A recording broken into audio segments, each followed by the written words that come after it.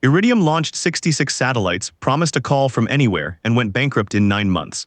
The technology worked flawlessly. The company still collapsed. Break time equals 0. 6 is/here is exactly how a $5 billion system died in 9 months. Motorola backed it. The build cost about $5 billion. This was one of the biggest, most confident technology bets of the 1990s. Engineers put satellites in the sky that talked to each other in orbit. And then it fell apart almost the moment it went live. So why does a flawless system fail? Because the machine was never the problem. Start at the beginning.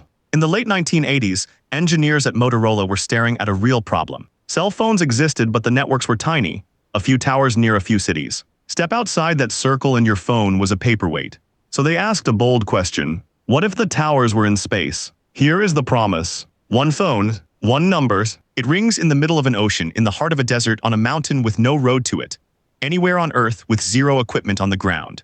No towers to build. No permission from local phone companies. Just you, a handset, and the sky. But a call from space has a catch. A satellite parked high up in a fixed spot only sees part of the planet, and a signal that far away is weak. So Iridium went the other way. It flew its satellites low and fast in low Earth orbit. Close enough for a strong signal, but each one races across the sky in minutes and drops below the horizon. Here is the math that follows. If each satellite is only overhead for a few minutes, you need a whole chain of them spaced so that as one dips away, the next is already climbing into view. Run the numbers for gapless coverage of the entire globe, and you land on a specific fleet. The original plan called for 77 satellites. That number named the company. Iridium is element 77 on the periodic table. The final design trimmed it to 66. 66 machines circling pole to pole so a signal never dropped. On paper, it was beautiful. Now the part that makes this story hurt. They actually built it. Through the late 1990s, rockets carried Iridium satellites up in batches, filling the sky exactly as the plan drew it. In November 1998, the service went live. A phone that rings from anywhere on Earth was no longer a pitch. It was real. And here is the genuinely astonishing part. The satellites didn't just talk to the ground. They talked to each other. Your call could hop from one satellite to the next, across the sky, before it ever came back down to a ground station. Think about what that means. A relay race running in orbit at the speed of light, handing your voice from machine to machine while all of them move thousands of miles an hour. In the 1990s, with 1990s computers, that was close to science fiction. Most systems of that era couldn't do it. Iridium did. So let's be clear about what worked. The rockets flew. The satellites reached orbit. They linked up. The network covered the planets. The call connected. By every measure an engineer would use, this thing was a triumph. One of the boldest feats of its decade. Which is exactly the trap. When we hear a project failed, we assume something broke. A rocket blew up. The signal dropped. The tech wasn't ready. None of that happened here. The machine did everything it promised. So if the engineering was perfect, where did $5 billion go? The failure was hiding somewhere else entirely. So here is the first crack, and it's in your hand. Picture the phone. It cost roughly $3,000. Not the monthly bill, the handset itself before you dialed a single number. And then every call ran several dollars a minute. A 10-minute conversation could cost more than a nice dinner. Now feel the phone. It was the size and weight of a brick, topped with a fat antenna. Meanwhile, down on the ground in 1998, ordinary cell phones were getting slim, light, pocket-sized. Standing next to those, an Iridium handset looked like a relic from a decade earlier. Same year, two different worlds. But the deepest problem wasn't the price or the bulk. It was a law of physics baked into the whole idea. Remember, the towers are in space. To reach a satellite, your phone needs a clear, open view of the sky. Walk indoors and the signal is gone. Sit in a car and the roof blocks it. Step into an office, a hotel lobby, a parking garage. Dead. Stay with that because it is the quiet killer. Who was Iridium built for? Traveling professionals. Executives, dealmakers, people crossing the globe. And where do those people spend their days? Inside. In meetings, in offices, in cars, in hotels. The one phone that promised to work anywhere on Earth stopped working in exactly the places its customers actually lived. It shone in the empty desert and went silent in the conference room. That is a hard flaw to sell around, but it wasn't even the one that sank the ship. Now the flaw that actually did it, and it is not about the phone at all. It is about time. Building a global satellite network isn't a quick project. Iridium's plan was locked in the late 1980s. From that moment they were committed. Years of design, years of launches, billions of dollars. All aimed at the world as it looked when they started. Here is the trouble. The world didn't wait. While Iridium spent a decade building for the late 1980s, everyone else was building cell towers. Vast, All through the 1990s, ordinary cellular networks exploded outward, town by town, highway by highway. The coverage circles that were tiny when Iridium began had swelled to cover most of where people actually go. So picture the target.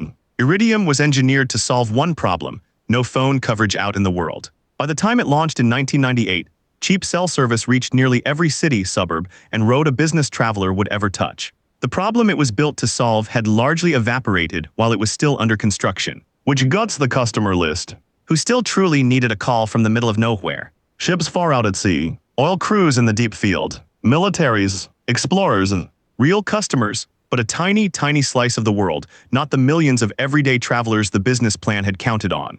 And here is the arithmetic that breaks it. That small niche could never, ever generate enough revenue to pay back $5 billion in debt. The market Iridium aimed at had quietly walked away. So the countdown begins. To survive, Iridium needed customers by the hundreds of thousands.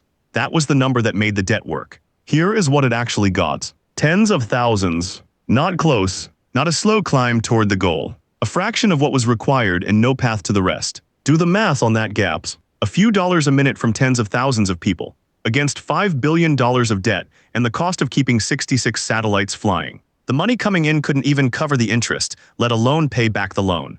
There was no version of the spreadsheet that worked. So the ending came fast. In August 1999, just about 9 months after that November launch, Iridium filed for Chapter 11 bankruptcy. One of the boldest, most expensive technology bets of the decade, and it was done in 3 seasons. Break time equals 0, 6 is $5 billion. Dead in 9 months. But here is the twist that says everything. The satellites were still up there, still working, still perfect. So someone bought them, the entire $5 billion constellation, out of bankruptcy for around $25 million.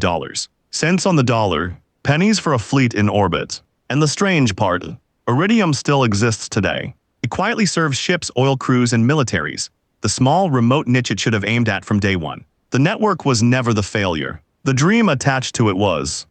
So here is the whole thing clicking into place. Iridium didn't die because the technology was bad. The technology was arguably the best of its generation. It died because of when it was built. A satellite network is a giant, rigid megaproject. Once you commit, you can't turn the wheel. Iridium pointed itself at a real problem in the late 1980s, and then spent 10 years and $5 billion getting there. But a fast-moving technology market doesn't hold still for 10 years. By the time Iridium arrived, cheap cell towers had quietly solved the same problem for almost everyone, for a fraction of the price. That is the trap in one line. Iridium solved yesterday's problem at tomorrow's cost. It answered a question the world had stopped asking, with a device you couldn't use indoors at a price almost no one would pay. The mechanism was flawless. The timing was fatal. That is why a technically perfect machine still lost $5 billion. And why speed and aim can matter more than brilliance. So what do you actually take from this? Simple. In fast-moving technology, the winner often isn't the most impressive machine. It is the one that matches the market on the day it ships. A brilliant answer to a question that's already been solved is still a wrong answer. Before you're dazzled by any bold, expensive project, ask the quiet question Iridium's engineers didn't. Will the world still need this by the time it's finished? Aim beats power.